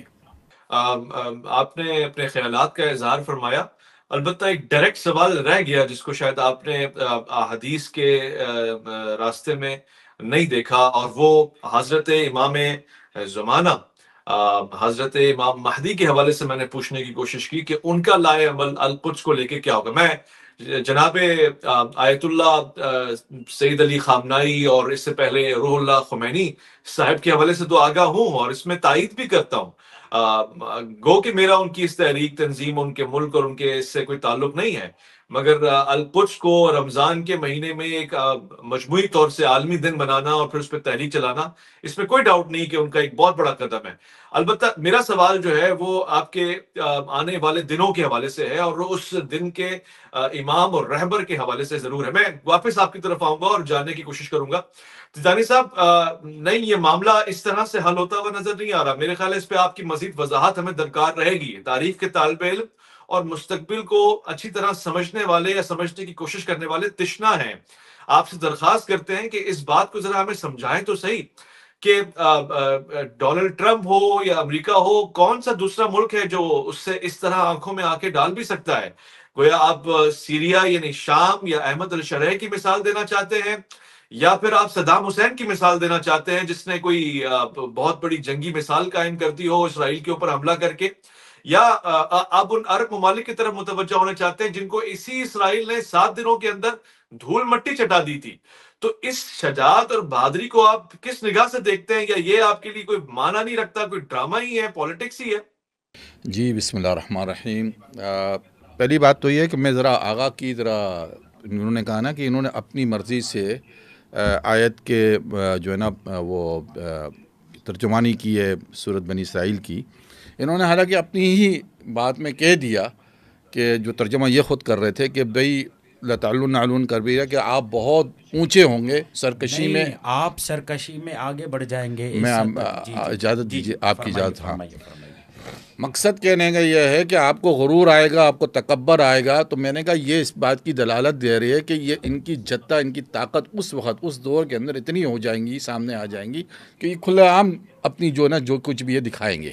جی معاف کیجیے گا، ایک جملہ کہوں کہ خود کو یعنی غرور و متکبر والا سمجھنا الگ بات ہے، عالمی طور پر حکومت قائم ہونا وہ دیکھیں، آپ پوری بات کرنے دیں، آپ تھوڑی سی بات۔ ہاں فرمائیے۔ ہاں میں بتا، حالانکہ آغا کے ساتھ جب بیٹھے ہوئے تو بات پہ نہیں بات کی کہ ایک بہت بڑی، ایک سب سے پہلے ایک عالمی جنگ آئیں گی، ٹھیک ہے نا، کیونکہ میری ایک ریسرچ ہے اس کے اندر، میں 22 سال سے ان چیزوں کو بہت اچھی طریقے سے ٹٹول رہا ہوں کہ ان کے اندر آنے والے حالات اور واقعات کیا ہوں گے۔ اب آپ نے تھوڑی سی بات یہ کی ہے جو میں آپ کو جواب دے دوں کہ ان کی تاریخ کیا ہے۔ ان کی تاریخ جو ہے، یہ نہیں کہ آغا صاحب بڑے معصوم ہیں، یقین کریں بڑے معصوم ہیں۔ جب انہوں نے مجھے کہا کہ وہ تو یعنی ان کو خبردار کر رہے تھے کہ ہم حملہ کرنے والے ہیں اور آپ تیاری کریے، بڑے معصوم ہیں، یقین کریں۔ یعنی جنگوں میں ایسا بھی ہوتا ہے کہ آپ دشمن کو خبردار کریں، لکھ کے بھیجیں کہ آپ ذرا ہٹ جائیے، میں حملہ کرنے والا ہوں۔ اب میں آپ کو ان کی تاریخ گناتا ہوں، جو زیادہ دور کی بات نہیں ہے، تھوڑا آپ پڑھ لیں۔ جب منگولوں نے حملہ کیا تھا 1258 میں اسی عراق پر، تو اس وقت آیت اللہ طوسی کا فتویٰ ہے۔ فتویٰ کس کا؟ آیت اللہ طوسی کا، کہ منگولوں کے ساتھ جنگ نہیں کرنا ہے اہل تشیع کو، یہ فتویٰ ہے۔ پھر جب برطانیہ آیا 1917 میں عراق پہ جنگ کرنا ہے، تو آیت اللہ کاظمی نے فتویٰ دیا کہ اس برطانیوں کے خلاف جنگ کرنا حرام ہے۔ اب میں اس کو بتاؤں گا یہ کیوں فتویٰ دے رہے ہیں، سنیں۔ اور پھر جب خلیج 91 کے اندر جب جنگ ہوئی تھی، تو اس وقت یعنی یہی عراق پر جب دوبارہ کویت اور عراق کی جو جنگ تھی 1991 کی، جب صدام نے کویت کو پکڑ لیا تھا، تو آیت اللہ خوئی کا فتویٰ تھا کہ امریکہ کے خلاف جنگ نہیں کرنا ہے۔ پھر 2003 کے اندر آیت اللہ سستانی کا فتویٰ تھا کہ یہ ایلیٹ فورس کے خلاف جنگ نہیں کرنا ہے۔ جو امریکہ کے ساتھ جو جنگ کر رہے تھے نا فلوجہ والے، وہ ٹرینگل سنی کہلاتے تھے، اور وہی کہتے تھے کہ یہ ہمارے لیے موت ہے، سنی جو ہے نا انہوں نے جو ہے نا بکایا ہے امریکہ کو۔ اب آ جائیں جو بات ہم کرنا چاہ رہے تھے، کہ جو اہل تشیع مکتبہ فکر میں جو جہاد ہے نا وہ حرام ہے جب تک کہ امام غائب حاضر نہ ہو جائے۔ جو نقطۂ نظر میں بیان کرنا چاہ رہا ہوں کہ اہل تشیع کا جو اصل اہل تشیع جو شروع سے چلتے آ رہے تھے، شیخ صدوق، شیخ مفید، ان کے جو بڑے اکابرین ہیں، ان کا نظریہ دو تھا۔ ایک تقیہ، آپ کو تقیہ رکھنا ہے، اور جنگ جب تک نہیں کرنی، جہاد جب تک نہیں کرنا ہے جب تک کہ امام غائب نہ حاضر ہو جائے۔ یہ جو بعد میں ایران میں جو یہ بنا کہتے ہیں ولایت الفقیہ، یہ بھی پہلے 100-150 سال پہلے آئے تھے، انہوں نے بعد میں کہا کہ نہیں ولایت فقیہ ہونا چاہیے، پھر اس کے بعد حکومتیں ان کی آگئی، ورنہ تو ان کے یہاں یہ چیزوں کا نقطہ نظر تھا ہی نہیں، ٹھیک ہے نا۔ ابھی بھی آپ ایران کو لے بیٹھے ہیں کہ بھائی میں آپ سے یہ پوچھ رہا ہوں کہ ایران کے ساتھ کیا جنگ ہے۔ دیکھیں ہم بات کرتے ہیں اکیڈمیکلی، ہم بات کوئی جذباتی طور پہ نہیں کرتے ہیں۔ بھئی ایک ریاست کی دوسری ریاست کے ساتھ کیا جنگ ہے؟ پاکستان کا انڈیا کے ساتھ جنگ ہے، پانیوں پہ جنگ ہے، کشمیر کی وجہ سے جنگ ہے، کوئی مسئلہ ہے نا، کنفلکٹ ہے۔ اب جہاں تک آپ بات کر رہے ہیں کہ مثال کون سی دینی چاہیے، مثال دینی چاہیے حدیث سے دیں۔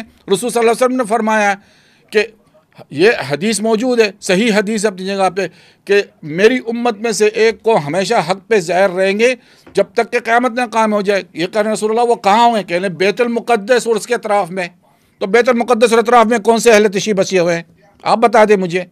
حماس تو سنی ہے، تو جہاد جو کر رہے ہیں، جو اسرائیل کو فیس کر رہے ہیں، وہ تو اہل سنت ہی شروع سے فیس کرتے آئے ہیں اور آخر تک وہی فیس کریں گے۔ ان کے یہاں جو آپ بتا رہے تھے نا، پوچھنا چاہ رہے تھے امام مہدی کا جو تصور، وہ فلسفہ جو ہے پورا کا پورا، اس کی اگر آپ صحیح طریقے سے پڑھیں تو ان کا پورا فلسفہ رجت پر ہے۔ اب رجت یہ خود ہی بیان کریں گے کہ رجت ہے کیا چیز۔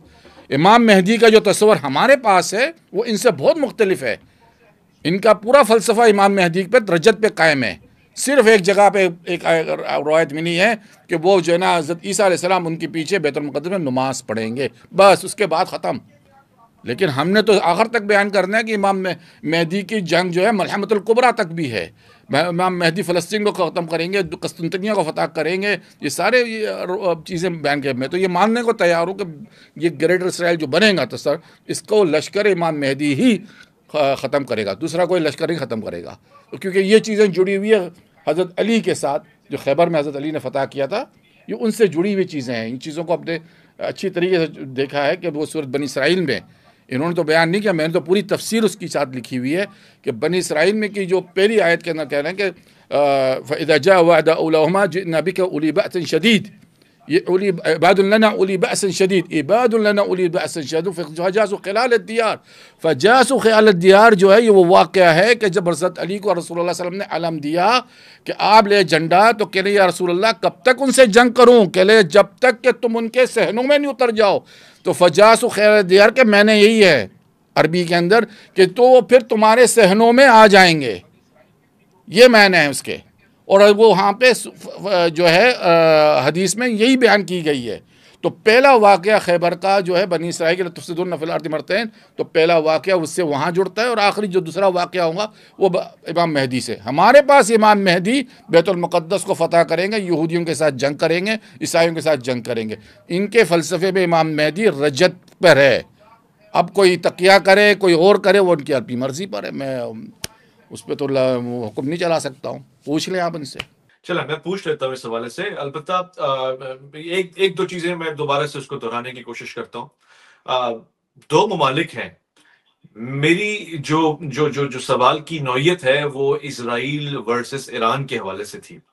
امریکہ نے اس میں ایک کردار ادا کیا، بظاہر اسرائیل نے ایران کے اوپر حملہ کیا اور ایران اور اسرائیل جنگ چھڑی، جس میں امریکہ نے اس میں ایک طیارے کے ذریعے بامبنگ کر کے اپنا کام پورا جی کیا۔ میں اب جواب دے البتہ یہ جو دونوں ممالک ہیں جی میں جواب ان کی دیتا ایک پرانی جنگ چلی آ رئی ہے۔ اگر آپ نہیں نیتنیاہو سے پرانی پوچھیں، جنگ تو نہیں چلی آ رہی ہے۔ نیتنیاہو ایران کو اپنے لیے سب سے بڑا خطرہ سمجھتا ہے۔ نہیں اسی طرح آپ ایرانی پرانی حکمرانوں سے پوچھیں، سربراہوں سے پوچھیں تو وہ نہیں اسرائیل کے دیکھیں بات خاتمے کے سنیں، اوپر اٹل ہوئے ہوئے۔ تو ان دونوں کی جو دشمنی ہے اس میں آپ کو حضرت علی کی نسبت نظر نہیں آ رہی۔ وہاں سید علی خامنائی بیٹھ کے جس شخصیت کے حوالے سے جو میزائل، جو راکٹ مار رہے ہیں، جس کا کبھی نام حیدر آ رہا ہے، کبھی ذوالفقار آ رہا ہے، اس میں آپ کو حضرت علی کی نسبت نظر نہیں آ رہی۔ یعنی کیا ابھی بھی وہ وقت ہے کہ ہم تعصب اور فرقے کی نگاہ سے دیکھیں گے تو ہی مسئلہ حل ہوگا؟ یہ میرا سوال ہے اور میں اس مقدمے کی طرف آنا چاہتا ہوں، مگر دلشاد نبی صاحب چونکہ آپ سے وقت ہے سوال پوچھنے کا، اور بارہا جس طرف انہوں نے اشارہ دیا رجعت کا جو مسئلہ ہے، کیا یہ مستقبل کے بیت المقدس کی آزادی سے جڑا ہوا ہے، اور کیا فلسفہ کیا ہے اس کو؟ اگر ہم اپنے پاس سے بیان کریں گے تو وہ ناانصافی ہوگی۔ آپ ہی بیان فرمائیں۔ جی شکر گزار ہوں جس طرف انہوں نے اشارہ کیا، اور بہت ہی کنفیوزڈ گفتگو رہی ان کی، بہت ساری باتوں کو انہوں نے ملایا ہے، کبھی تقیے کی طرف چلے جاتے ہیں، کبھی رجت کی طرف چلے جاتے ہیں، کبھی جو ہے کوئی بات کرتے ہیں، بزرگوار ہیں، محترم ہیں۔ میں انہیں چاہوں گا کہ آپ کبھی بھی کسی بھی مسلک و مکتب کو پڑھیں تو وہاں سے پرندے کی طرح دانہ چگنے والا کام نہیں کریں، کہ جیسے پرندہ کرتا ہے نا، درمیان سے چیزیں لیتا ہے تو وہ چیزیں سمجھ میں نہیں آتی۔ جیسے وہ چاولوں کی یا گندم کی بوری ہوتی ہے نا، تو اس کی پہلی گرہ اگر صحیح کھل جائے تو وہ پوری گرہیں خود بخود کھلتی جاتی ہیں۔ یہ کنفیوزڈ ہیں اس معاملے میں کہ امام مہدی ان کے ہاں کس حیثیت سے ظہور کریں گے، کس حیثیت سے جنگ کریں گے۔ تو انہیں معلوم ہونا چاہیے کہ امام مہدی جو ہیں رسول خدا کے بارے میں جانشین ہیں، الہی منصب رکھتے ہیں، منصوص من اللہ ہیں، ہم انہیں بنائیں گے نہیں، خدا کی طرف سے بن کر آئیں گے۔ حضرت عیسیٰ ان کے پیچھے نماز پڑھیں گے، یہیں پر سمجھ میں آ جائے گا کہ امامت کی قدر و منزلت و اہمیت کیا ہے، کہ نبوت جو ہے حضرت عیسیٰ جو ہے وہ امام مہدی کے پیچھے نماز پڑھیں گے، اور امام مہدی وہ ہیں جو سیدہ زہرا کے بیٹے ہیں، امام علی کے فرزند ہیں، ان کی نسل سے ہوں گے۔ اور جیسا کہ آپ نے کہا کہ بیت المقدس، اور مولانا نے بھی تائید کر دی، اور جیسے کہ ہماری روایتوں میں بھی ہے کہ یملأ اللہ بہ الارض قسطا وعدلا کما ملئت ظلما وجورا، تو یہ عدل و انصاف سے زمین کو بھر دیں گے، اور حضرت عیسیٰ کے ساتھ مل کر بیت المقدس میں نماز پڑھیں گے، بیت المقدس کہیں یا مقدس کہیں، اس میں آ کر نماز پڑھیں گے۔ ہیکل سلیمانی میں جتنے بھی وہ انبیاء کی نشانیاں ہوں گی، انبیاء کے آثار ہوں گے، انبیاء کے جو بھی معاملات ہوں گے، ان کے میراث کو امام مہدی لیں گے، کتاب ہوگی، عصا ہوگی، تابوت سکینہ ہوگا، وہ سب کو لے کر بتائیں گے کہ میں انبیاء کا وارث ہوں۔ اور یہاں پر یہ میں بتا دوں کہ تقیہ چھپنے کا نام نہیں ہے، تقیہ طرز تخاطب اور طرز تکلم کا نام ہے، کہ سامنے والا بات کیسے سمجھنا چاہتا ہے، ہم اس طریقے سے اس کو سمجھانا چاہتے ہیں۔ بہت دفعہ سامنے والے کی ظرفیت نہیں ہوتی تو ہم اس کی ظرفیت کے مطابق اس سے کلام نہیں کرتے۔ امام مہدی کا معاملہ قطعاً رجعت سے نہیں ہے۔ امام مہدی کا معاملہ اگر رجعت سے ہے تو اس کا مطلب یہ ہے کہ مولانا نے ہمارے مکتب مکتب کو پڑھا ہی نہیں ہے. جیسا کہ مولانا مودودی سے پوچھا گیا حضور آپ نے شیعہ کی کتنی کتابوں کو پڑھا ہے، تو وہ کہتے ہیں تو میں نے تو کسی بھی کتاب کو نہیں پڑھا. آپ ان سے پوچھ لیں کہ آپ نے شیعہ کی کوئی معتبر کتاب پڑھی ہے تو آپ کو بتا دیں گے انہوں نے کون سی شیعہ معتبر کتاب پڑھی ہے، سوائے اس کے کہ وہ نام بتا دیں گے. اصول کافی، بہار الانوار یہ وہ، اور بہار الانوار میں ہے کہ امام مہدی علیہ الصلوۃ والسلام قیام کریں گے قرآن مجید کی آیتوں کی تفسیر بن کر.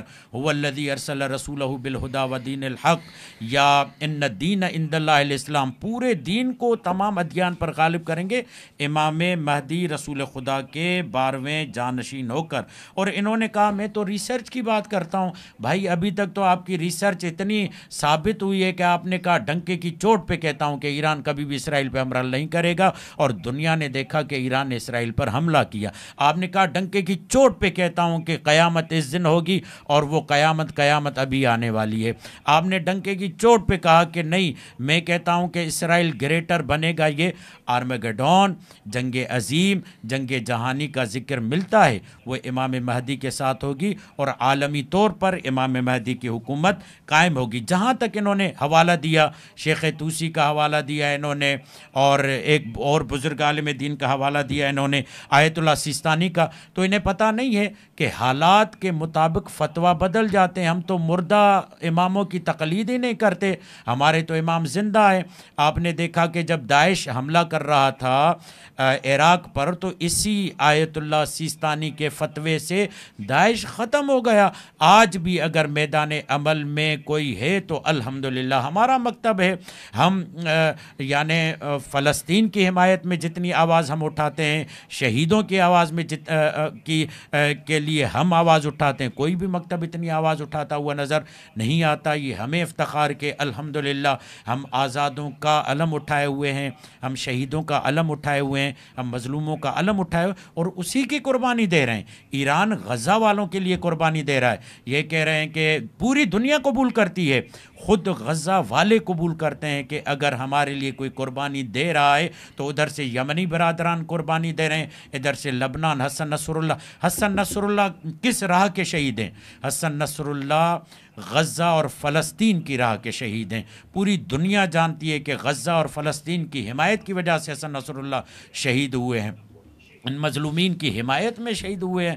آپ کیسی باتیں کرتے ہیں؟ پتہ نہیں مقاؤ دنیا میں رہتے ہیں، شاید اپنی دنیا میں جو لوگ ہوتے ہیں اور اپنی خیالی دنیا میں اسی دنیا میں رہتے ہیں، شاید اسی لیے آپ ایسی باتیں کر رہے ہیں. تو میں یہی کہوں گا کہ رجت کا تعلق امام مہدی سے نہیں ہے، رجت کا تعلق امام مہدی کی حکومت کے بعد کا معاملہ ہے. کبھی تفصیل سے میں گزارش کروں گا آپ کو، نظریہ مہدویت، رجعت، تقیہ، توریہ، کبھی تفصیل سے بیٹھ کر مولانا ہمارے ساتھ گفتگو کریں. میں مکتب تشیع کی میں ترجمانی کروں گا، تقیہ میں بیان کروں گا، رجت میں بیان کروں گا. انہیں کوئی حق نہیں ہے کہ وہ رجت کے لیے بیان کریں. وہ سوال کر سکتے ہیں کہ آپ کے ہاں رجت کیا حیثیت رکھتی ہے، آپ کے ہاں تقیہ کیا حیثیت رکھتا ہے. تقیہ کی یہ معنی نہیں کریں گے، رجت کی یہ معنی نہیں کریں گے، رجت اور تقیہ کی میں معنی بیان کروں گا. ٹھیک ہے، بہتر ہے. میں آپ کے کچھ پوائنٹس لیتا ہوں اور کچھ پوائنٹس کے حوالے سے میں اپنے نئے سوال کو تجانی صاحب کے سامنے رکھوں گا. مگر اگر آپ فرما رہے ہیں کہ فتویٰ حالات کے حوالے سے بدل سکتا ہے، تو پھر آپ سے کچھ دیر پہلے کچھ اور فتویٰ ہوگا، کچھ دیر بعد کچھ اور فتویٰ ہوگا. یہ تو مزید کنفیوژن پیدا کر دے گا. نہیں، یہ مزید کنفیوژن، یہ عقل مندوں کے ہاں دیکھیے، یہ عقل مندوں کی روش ہے. جو آپ نے کہا کہ رجت کے حوالے سے اور تقیہ کے حوالے سے، میرے خیال تجانی صاحب بہادر آدمی ہے، اس پہ گفتگو ہو سکتی ہے، اس میں کوئی دو رائے نہیں ہے کہ آپ نے اس سے قبل بھی گفتگو فرمائی ہے حساس موضوعات کے اوپر. تجانی صاحب آپ کی طرف آتا ہوں. اہم ترین بات تو یہ ہے کہ کوئی عالم ہوتا ہے تو اس کو یہ سکھایا جاتا ہے کہ اگر تم کوئی بات غلط کرو یا تمہیں اس کے بارے میں علم نہ ہو تو ما ادری کہہ دو، اور اگر غلطی کہو تو اس کا اعتراف کر لو.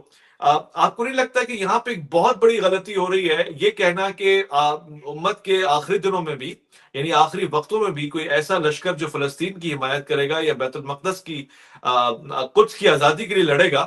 قدس کے اپنے لوگ تو وہاں کے لوگ ہیں ہی، مگر جو ان کے لیے لڑ رہا ہے دنیا بھر میں، کیا یہ انصاف نہیں ہے کہ لبنان میں جو قوم بستی ہے اس کا مسلک، اس کا مذہب آپ اور ہم سے چھپا ہوا نہیں ہے؟ ایران میں جو بستی ہے اس کا مسلک اور مذہب ہم سے اور آپ سے چھپا ہوا نہیں ہے؟ جو یمن میں بستی ہے اس کا مسلک اور اس کا مکتب ہم سے چھپا ہوا نہیں ہے. اچھا اگر اس کے بالکل برعکس دیکھیں تو کس کا فتویٰ مانگے؟ محمد بن سلمان، سوری آیت اللہ یا استغفر اللہ محمد بن سلمان کا، یا پھر مصر کے کسی بادشاہ کا یا ڈکٹیٹر کا یا وہاں کے کسی شخص کا ہم فتویٰ لے کر آئیں گے جو حاکم ہوگا اور وہ بتائے گا کہ مجاہد کون ہے ان دنوں پہ اور کون لڑ رہا ہے اور کس کا مقابلہ کون کر رہا ہے؟ یہ ذرا سمجھا دیں مجھے. دیکھیں بسم اللہ الرحمن الرحیم، پہلے تو یہ چیز ہے کہ حضرت نے ابھی بھی جو ہے نا آپ کے اس سوال کا جواب نہیں دیا کہ امام مہدی کا جو اصل فلسفہ ہے جو ہے اس کے پیچھے کیا تعبیر ہے ان کی، ٹھیک ہے نا، یہ چھپا دیے. اب یہ کہہ رہے ہیں کہ تقیہ کے بارے میں یہی تفسیر. بھائی ہم تو کہہ رہے ہیں، آپ تو ہمارے ساتھ کیا، آپ شاید ڈونلڈ ٹرمپ کے ساتھ بھی تقیہ کر رہے ہو، آپ کے جتنے بیانات ہو ان کے ساتھ بھی آپ تقیہ کر رہے ہو، ہمیں کیا پتا جو آپ اسرائیل کے ساتھ بھی تقیہ کر رہے ہو اسرائیل کی مخالفت کے اندر. تو بات یہ ہے کہ میں نے تو آپ کے سامنے وہ فتوے بتوا دیے ان کے جو ان کے بزرگوار نے اس وقت جب دور تھا جنگ کا سر پہ، یعنی دشمن داخل ہو رہا ہے تو ان کے فتوے آیت اللہ کے کیا کیا بن رہے تھے وہ میں نے آپ کو تاریخ کے حوالے سے گنوا دیے. ایک چیز. دوسری چیز یہ ہے کہ آپ کمپیئر کر رہے ہیں کہ موجودہ جو عرب ہے جن کو میں مخلفین من اعراب گنتا ہوں، حضور صلی اللہ علیہ وسلم کی، دیکھیں میرا ایک سبجیکٹ ہے ایکسٹرالوجی، میں آخر زمان کے حوالے سے گفتگو کرتا ہوں. ایک تو ان کی تصحیح میں کر دوں کہ میں نے کبھی دعویٰ نہیں کیا کہ قیامت کون سی تاریخ کو آئیں گی. ہاں میں نے یہاں تک اپنی کتاب میں، وہ جو کتاب آپ کو بھی دی ہوئی ہے، اس نسخے میں لکھا ہوا ہے کہ کون سی تاریخ کو جو ہے نا سور پھونک دی جائیں گی. یہ میرا دعویٰ ہے، اس پہ قائم ہوں. رہے گی بات جو ہے کہ میں نے جب کسی چیز کو بیان کرتا ہوں تو اس کے پیچھے کوئی علمی وجوہات ہوتی ہے وہ بھی بیان کرتا ہوں ساتھ میں کہ یہ جس طرح چیزیں ہیں نظر آتی ہے، اس سے استنباط کیا جاتا ہے. اچھا اب آ جائیں، آپ کمپیئر کر رہے ہیں کہ ایران کی پالیسی کو اور موجودہ جو ہے نا پالیسیوں کو. دیکھیں ایران ایک ریاست ہے، ہزاروں سال سے ریاست ہے، کوئی آج کی ریاست تو ہے ہی نہیں وہ، ٹھیک ہے نا. اور اس سے پہلے جو حکومت تھی شاہ ایران کی، آپ کو پتا ہے شاہ ایران نے جب اسرائیل اور مصر کی جنگ تھی تو اس کا کیا کردار تھا. میں آپ کو وہ الفاظ چاہے تو آپ یوٹیوب پہ بھی چیک کر لیں، انور سادات کے ہیں، پریس کانفرنس میں خود کہہ رہا ہے انور سادات کہ جب 1973 کے اندر میں اسرائیل کے ساتھ جنگ میں جا رہا تھا تو انہی عربوں سے میں کہتا تھا میرے پاس 2 ہفتے کا پیٹرول ہے، تو یہ مجھے دلاسے جھوٹے دلاسے دیتے تھے کہ نہ فکر نہیں کرو ہم بھیج دیں گے تمہیں پیٹرول. اور میں نے سب کو فون کیا، قذافی کو فون کیا تو قذافی نے کہا کہ پہلے تو میرے ساتھ 1 سال کا معاہدہ کرو، 4 بلین یعنی 4 ارب بیرل جو ہے نا سال کا مجھ سے پیٹرول لوں گے تو میں تمہیں پیٹرول دینے کو تیار ہوں. اس نے کہا بھائی دیکھو میں جنگ میں جا رہا ہوں تو یہ 2 ہفتوں کا پیٹرول 2 دن میں پھک جائے گا. شاہ ایران کو میں نے فون کیا، وہ جس کو امریکن ایجنٹ کہتے ہیں، امریکہ کا پولیس مین کہتے تھے، کہنے میں نے اس کو فون کیا، اس نے جو ٹینکر کھڑے ہوئے تھے کہا کہ سارے کے سارے مصر بھیجو. کردار آپ بات کر رہے ہیں سیاست میں کہتا ہوں کوئی سگا ساری نہیں زمر ہوتا ہے، ہمیشہ کا صدقہ ہوگا یا ہمیشہ سن لیں حضرت سن لیں نا، میں سیاست بیان کر رہا ہوں. اس وقت ایران کی سیاست یہ تھی کہ شاہ ایران جو امریکن پولیس مین گلف میں کہلاتا تھا اور وہ معاہدہ عربوں کے ساتھ شط عرب بھی کرتا ہے تاکہ کوئی کنفلکٹ نہیں بڑھے اور مصر کا ساتھ دیتا ہے باقاعدہ پیٹرول. کہتے ہیں اس کے علاوہ اس نے 6 بلین جو ہے نا بیرل جو ہے نا مجھے بنا معاہدے کے دے دیا کہ جاؤ تم لو اسرائیل کے ساتھ تم جنگ کرو. یہ شاہ ایران کا کردار تھا. آپ کردار کی بات کرتے ہیں نا، وہی شاہ ایران امریکہ اس کو داخل ہونے نہیں دے رہا تھا کہ وہ جب بیمار ہوا اور وہ آخری میں مر گیا. میں شاہ ایران کا طرفدار نہیں ہوں، لیکن ایک بتا رہا ہوں کہ سیاست جو ہے نا اس طریقے سے بھی ہوتی ہے. ایران کی سیاست جو ہے دوکھلا ہے، ان کی سیاست تکیہ بازی پر ہے، جھوٹ پر ہے. انہوں نے 50 سال سے صرف ایک ہی کام کیا. جب امریکہ داخل ہو رہا تھا کون لڑ رہا تھا امریکہ کے ساتھ؟ عراق میں سنی لڑ رہے تھے. ان کا کوئی فتویٰ ہے بتائے نا مجھے سستانی کا، اس وقت کون کھڑا ہو کے لڑ رہا تھا؟ آج آپ کہہ رہے کہ آپ نے حسن نصر اللہ، بھائی حسن نصر اللہ تو لڑیں گا اسرائیل کے ساتھ کیونکہ وہ ایک لبنانی شخص ہے، اس کی زمین پہ قبضہ کر رہا والا ہے اسرائیل، تو وہ تو لڑے گا. وہ تو ایک بیسک بات ہے، نیچرلی بات ہے. میں نے کہا ایران کا کون سا کنفلکٹ ہے؟ تجانی صاحب احمد الشرح کیوں نہیں لڑ رہا؟ کس سے؟ وہ بھی تو شام ارے بات سن لیں میری بات، دیکھیں بات سنیں. یا تو آپ اس کا احمد شرح کا جو ترجمان ہے نا اس سے آپ پوچھیں. میں کسی ریاست کا یا کسی تنظیم کا ترجمان بیٹھ کے نہیں آپ کے ساتھ بات کر رہا ہوں. میری بات سن، آپ میری یا تو آپ یہ ذہن دیکھیں، آپ مجھے ایک نیوٹرل بندہ سمجھ کے جس کا تاریخ میں نظر ہے، جس کی نہیں، آپ نیوٹرل تو ہو کر بات آپ نہیں بات کر جانبدار ہو کر بات کرنے دیں نا، بات کرنے دیں. دیکھیں میں اگر تنقید کر رہا ہوں اس ایران پہ تو بطور اس کی ریاستی پالیسی پہ تنقید کر رہا ہوں، بطور مسلک اہل تشیع پہ. سنیں میں آواز نہیں اٹھائے، بات تو سن خادم صاحب، آواز نہیں اٹھائے، آپ بات کرنے دیں، بات کرنے دیں حضرت، بات کرنے دیں، بات کرنے دیں، تقیہ اور سب بات کرنے دیں حضرت. میں نے آپ کو تاریخ بتائی ہے، ایران کی تاریخ جو اس وقت 50 سال سے جب سے ان کی حکومت آئی ہے، ان کی تاریخ کی پالیسیاں بولتے کچھ ہے کرتے کچھ ہیں، یہ تاریخ ہے ان کی. اللہ اکبر. یہی بات ہے. آپ کہہ رہے ہیں کہ بھائی غزہ، ٹھیک ہے بھائی، عربوں سے میں کیوں توقع رکھوں؟ عربوں کو تو میں کہہ رہا مخلفین من العرب ہے، یہ تو آخری زمانے کے عرب ہیں، ان کے ساتھ تو حضرت امام مہدی کی بھی جنگ ہونے والی ہے. ان کو تو آپ بھول جائیں نا اس راستے سے. بات یہ ہے کہ جب آپ ایک چیز کا دعویٰ کر رہے ہیں کہ ہم نے غزہ کے لڑ رہے تو جنگ بندی آپ نے غزہ کی شرط پہ ساتھ کیوں نہیں رکھی؟ آپ کا دعویٰ کچھ اور ہے. ہاں آپ کے ساتھ وہ اس نے آپ کے ریئیکٹر پہ حملہ کیا، آپ نے جوابی کارروائی کی، یہ تو ہوتا ہی ہے، ٹھیک ہے نا. لیکن اس سے کیا بتاؤ نتیجہ نکلا. اب سنیں، بات کرنے دیں حضرت، کاٹے نہیں حضرت. میں آپ کی بات پوری تسلی سے سوچ رہا ہوں. آپ بے شک، ہم بات کر رہے ہیں کہ بطور ریاست ایران کی، اس پہ ہم ان کی پالیسیوں پہ تنقید کر رہے ہیں. میں یہاں پہ مسلک اہل تشیع کی نظریات پہ تنقید نہیں کر رہا ہوں. ان کا جو نظریہ اپنے ساتھ رکھے ہیں، ٹھیک ہے نا. آپ نے سوال پوچھ لیا تھا امام مہدی کے حوالے سے، میں نے کہا امام مہدی کا فلسفہ ان کے یہاں بالکل ہی جدا ہے اور وہ زیادہ تر رجت پہ قائم ہے، ٹھیک ہے نا. آپ بے شک پوچھ لیجیے. دیکھیں بات جب بات ہوگی نا، دیکھیں میرا کہنا ہے نا، ٹھیک ہے، آپ کہیں میں پہلے بھی میں آپ کو کہہ رہا ہوں کہ آپ کے یہاں جو فلسفہ سمجھیں، آپ تقیہ کو سمجھیں، آپ سنیں، جلدی بازی نہیں. اچھا ٹھیک ہے، وہ بھی بحث ہو جائے گی، کوئی بات نہیں. اقرار ہی کر رہا ہوں میں، اپنی جگہ اقرار کر رہا ہوں کہ یہ ٹھیک ہے. جہاں تک میں نے پڑھا، انہوں نے دیکھیں میں اپنا نظریہ پیش کر رہا ہوں، پیش کر رہا ہوں نا. آپ نہیں یار، آپ نہیں کہیں، آپ سن لیں، بات سن لیں، تحمل سے سن لیں، بالکل تحمل سے سن لیں، ٹھیک ہے نا. بات یہ ہے کہ آپ نے کہا کہ آپ نے ان کی کتابیں نہیں پڑھی. حضرت میں وہی پڑھوں گا جو میرے سبجیکٹ سے متعلق ہوں گا.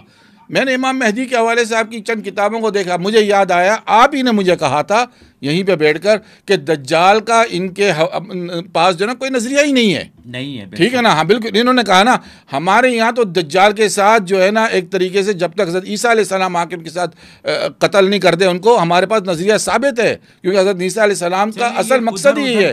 اچھا ادھر کی بات کو چھوڑ کے ہم مختصر یہ ہے، دیکھیں بات سنیں، مختصر یہ ہے، دو چیزوں کا اب میں آپ کو جواب دے رہا ہوں کہ دیکھیں تاریخ جو ہے، حالی تاریخ میں بھی آپ دیکھ لیں، ایران کی پالیسیاں کچھ اور ہے، بولنے والی دکھانے والی کچھ اور ہے، یہ ہم نے دیکھ لی ہے.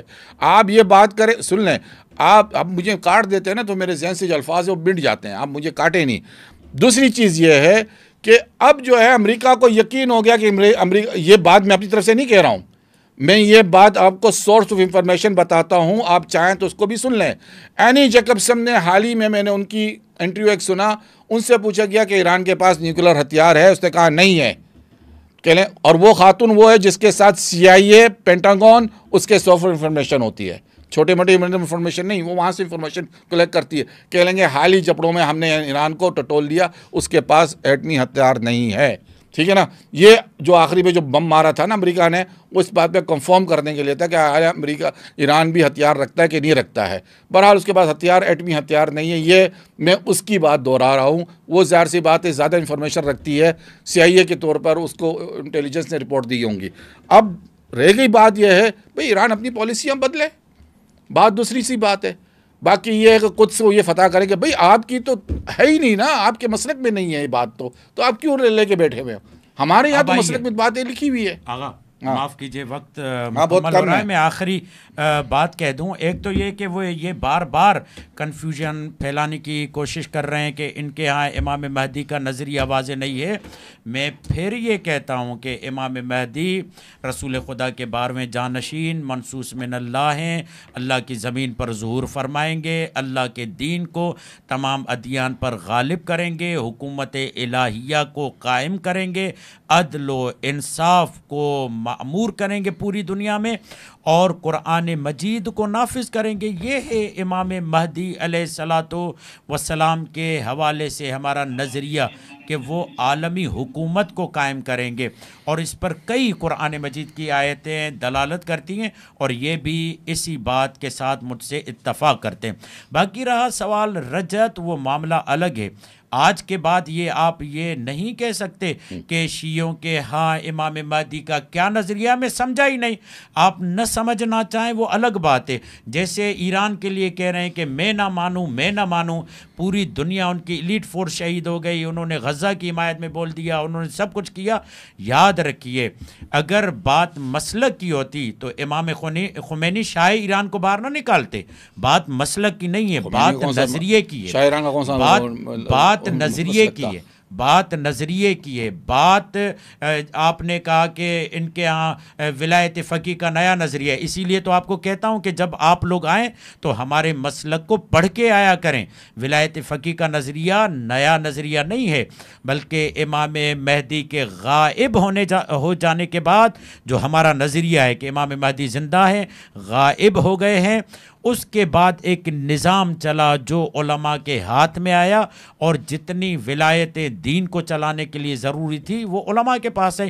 ان میں سے ایک ولایت جو ایک سرپرستی یا ایک حاکمیت تھی، وہ حکومت کا حق کس کے پاس ہے؟ وہ ہم کہتے ہیں وہ مرجع اور مجتہد کے پاس ہے۔ جیسے ہر کوئی قاضی نہیں بن سکتا ہمارے ہاں، اسی طریقے سے ہر کوئی ہمارے ہاں حاکم نہیں بن سکتا۔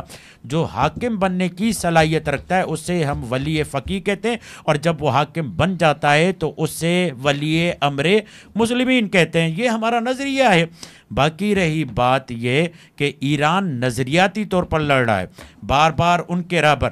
آج کے بعد ہم کہیں گے ایران والوں کو کہ آپ آغا تیجانی سے مشورہ کریں، آغا تیجانی کو ٹیلی فون کریں اور ان سے پوچھیں کہ ہمیں کیا پالیسیاں بنانی چاہیے کہ ان پالیسیوں کے بعد ہم نیتن یاہو کے سامنے بھی جھک جائیں، ہم سعودیہ کے سامنے بھی جھک جائیں، جیسے قطر جھکا ہوا ہے، جیسے کویت جھکا ہوا ہے، جیسے سعودیہ جھکا ہوا ہے، سب جھکے ہوئے ہیں، سب آمنا صدقنا کہتے ہیں۔ جب ایران بھی ایسے کہے گا تو وہ بہت اچھا ہو جائے گا۔ یہ واحد اسلامی ملک ہے جو کئی برادر اسلامی ملکوں میں، کہنے والے تو یہ کہتے ہیں دوسری بہنیں ہیں، یہ فقط ایک بھائی ہے۔ وما علینا الا البلاغ المبین۔ بہت شکریہ عزت مآب مولانا شیخ دلشاد مہدوی صاحب، آپ کا بہت بہت شکریہ۔ عزت مآب فاروق دانی صاحب، آپ کا خواتین حضرات، آپ نے دونوں مہمانوں کی آراء کا جو حسن ہے اس کا ملاحظہ فرمایا اور تبصرہ آپ فرمائیں گے، مجھے یقین ہے۔ یقیناً میں آپ کے تبصرے کا منتظر رہوں گا تاکہ میں اگلی نشست پہ وہی سوالات پوچھ سکوں۔ واضح ہے کہ دونوں کے جو خیالات ہیں وہ حالات حاضرہ سے میچ کیے جائیں گے، کس کی بات میں کتنا دم ہے، کس نے کس حد تک سچ بولا، کس نے کس حد تک انصاف سے کام لیا، اس کا فیصلہ آپ کریں گے۔ اللہ کی امان میں۔